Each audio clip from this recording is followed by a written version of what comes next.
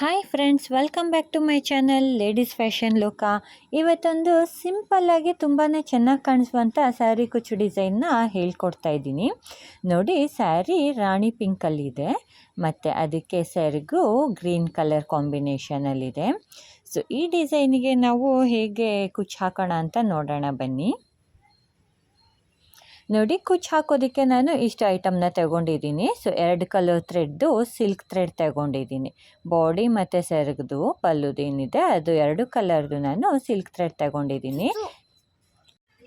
ಮತ್ತಿಲ್ಲಿ pink colour ದಾರನ 6 ಎಳೆ ದಾರನ ರೆಡಿ ಮಾಡಿ ಇಟ್ಕೊಂಡಿದ್ದೀನಿ. ಸೊ ನೀಡಲ್ನ 0.75 mm ನೀಡಲ್ ತಗೊಂಡಿದ್ದೀನಿ. ಈ ರೀತಿ ಸ್ಕ್ವೇರ್ ಆಗಿರೋ ಬೀಡು ಮತ್ತು ಅದ್ರ ಒಳಗಡೆಗೆ ರೌಂಡ್ ಬೀಡು. ಸೊ ಇದಿಷ್ಟನ್ನು ನಾನಿವತ್ತು ಯೂಸ್ ಮಾಡ್ಕೊತಾ ಇದ್ದೀನಿ.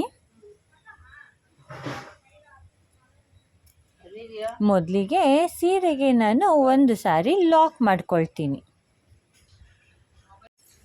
ಹಾಗೆ ಪಕ್ಕದಲ್ಲಿ ಇನ್ನೂ ಒಂದು ಸಾರಿ ಲಾಕ್ ಮಾಡ್ಕೊಳ್ತೀನಿ.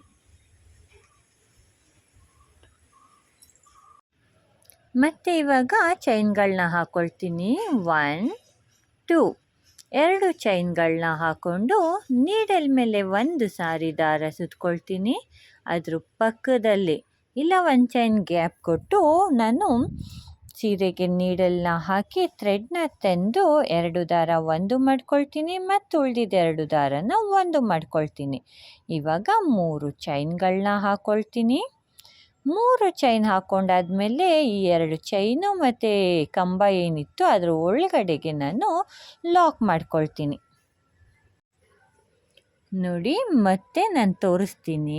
2 ಚೈನು ಮತ್ತು ಒಂದು ಕಂಬ ಏನು ಹಾಕ್ಕೊಂಡ್ವಿ ಅದ್ರ ಮಧ್ಯಕ್ಕೆ ನಾನು ನೀಡಲ್ನ ಹಾಕಿ ಥ್ರೆಡ್ನ ತಂದು ಲಾಕ್ ಮಾಡ್ಕೊಳ್ತೀನಿ.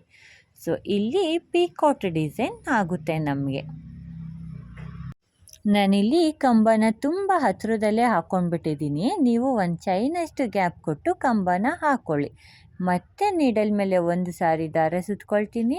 ಒಂದು ಚೈನ್ ಗ್ಯಾಪ್ ಬಿಟ್ಟು ಅಲ್ಲಿಗೆ ನಾನು ನೀಡಲ್ನ ಹಾಕಿ ಡಬಲ್ ಕ್ರೋಶೆ ಕಂಬ ಮಾಡ್ಕೊಳ್ತೀನಿ. ಮತ್ತು 3 ಚೈನ್ಗಳನ್ನ ಹಾಕ್ಕೊಳ್ತೀನಿ. ಮತ್ತು ಅದೇ ಕಂಬಕ್ಕೆ ಲಾಕ್ ಮಾಡ್ಕೊಳ್ತೀನಿ.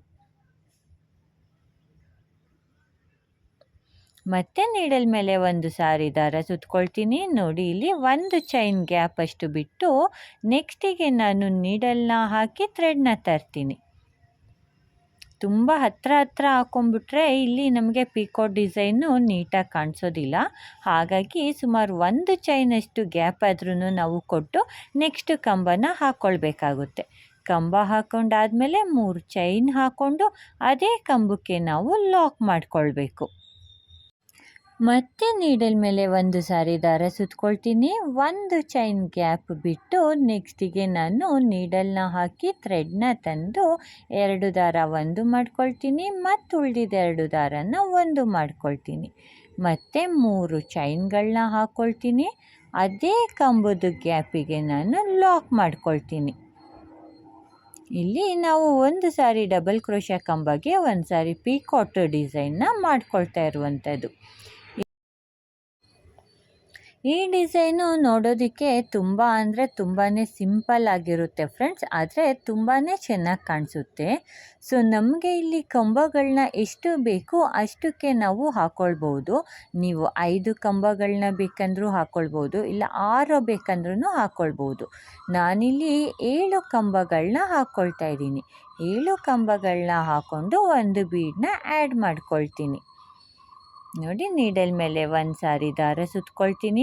ಒಂದು ಚೈನ್ ಗ್ಯಾಪ್ ಕೊಟ್ಟು ನೆಕ್ಸ್ಟಿಗೆ ನಾನು ನೀಡಲ್ನ ಹಾಕಿ ಥ್ರೆಡ್ನ ತಂದು 2 ದಾರ ಒಂದು ಮಾಡ್ಕೊಳ್ತೀನಿ ಮತ್ತು ಉಳಿದಿದ್ದ 2 ದಾರನ ಒಂದು ಮಾಡ್ಕೊಳ್ತೀನಿ.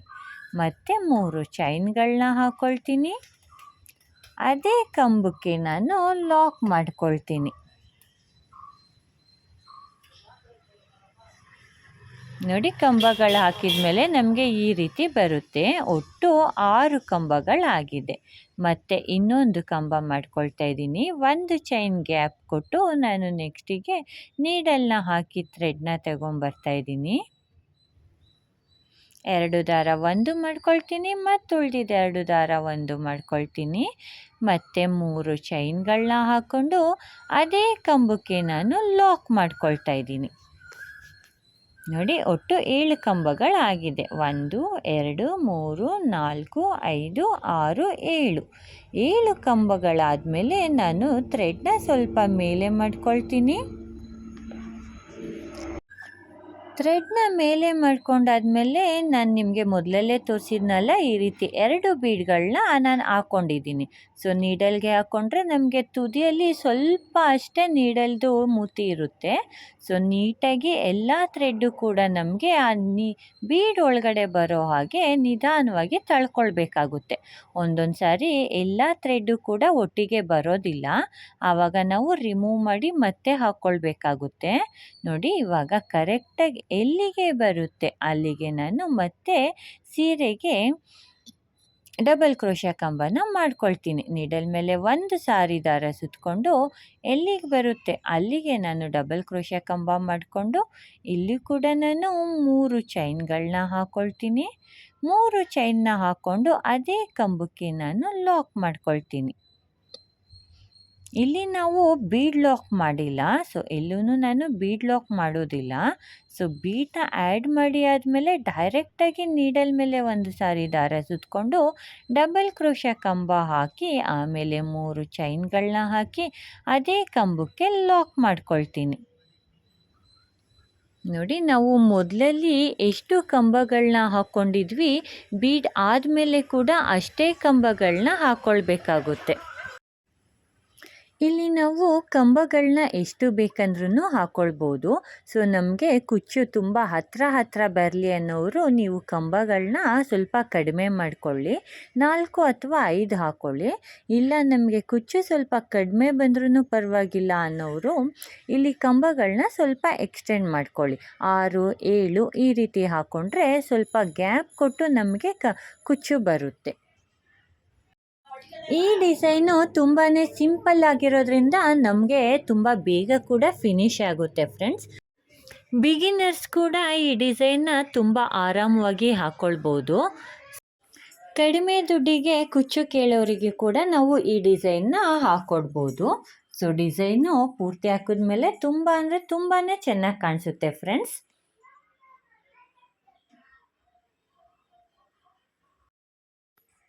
ಇಲ್ಲಿ ಕೂಡ ಕಂಬಗಳು ಹಾಕಿದ್ದಾಗಿದೆ.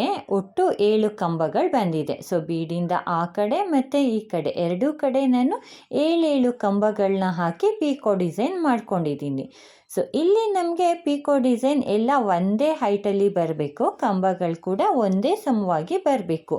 ಸೊ ಇದಿಷ್ಟೇ ಫ್ರೆಂಡ್ಸ್ ಡಿಸೈನು. ಹಾಕೋದಕ್ಕೆ ತುಂಬ ಅಂದರೆ ತುಂಬಾ ಈಸಿ. 7 ಕಂಬ ಹಾಕಿ ಪೀಕೋಟ್ ಮಾಡಿ ಅಲ್ಲಲ್ಲಿ ಒಂದೊಂದು ಬೀಡನ್ನ ಆ್ಯಡ್ ಮಾಡ್ಕೊಂಡು ಹೋಗಬೇಕು. ಬೀಡ್ ಆ್ಯಡ್ ಮಾಡ್ಕೊಳ್ಳೋವಾಗ ಸ್ವಲ್ಪ ನಿಧಾನವಾಗಿ ಹುಷಾರಾಗಿ ಹಾಕ್ಕೊಳ್ಬೇಕು.